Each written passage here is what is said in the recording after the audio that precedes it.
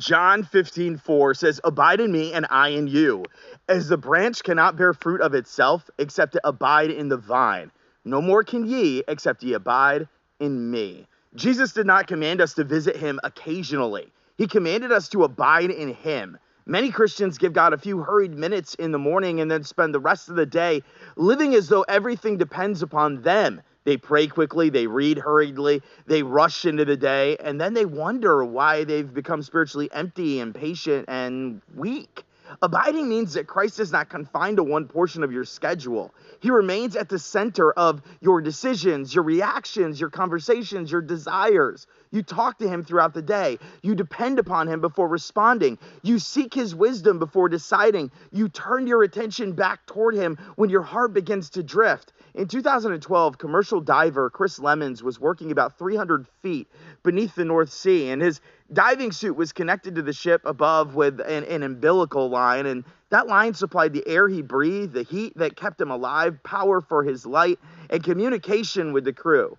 That line was not merely part of his equipment, it was his lifeline. When the ship's positioning system failed, the vessel began drifting. Lemon's line became caught and eventually snapped. In one moment, he lost his air supply, his heat, his light, and his communication.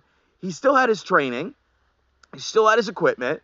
He still was wearing the same diving suit. But once he was separated from the source, he was helpless. He had only a few minutes of emergency air, and he eventually lost consciousness on the ocean floor before his fellow divers reached him and brought him back to safety.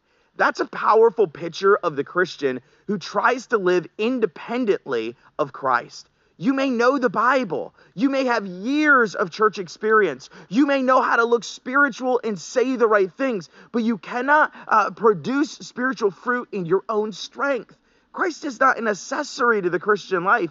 He is our lifeline. We need his strength when we are weak. We need his wisdom when we make decisions. We need his help when our emotions begin to take control. We need his word guiding our thoughts, our words, and actions throughout the day. Stop treating Jesus like someone you visit before beginning your real day. Keep praying, keep obeying, keep depending upon him. Keep turning your attention back toward him. The branch cannot bear fruit after it is separated from the vine, and a Christian cannot live a fruitful life while living independently of Christ. The proof that you met with God in the morning is that you continue walking with him in the afternoon. Today's challenge: before you react, speak, or make a decision today, stop and turn your attention toward Christ. Ask for his wisdom and depend upon his strength instead of immediately relying upon your own strength. The victory thought of the day: Christ was never meant to be a stop in your day. He is meant to be the center of your life.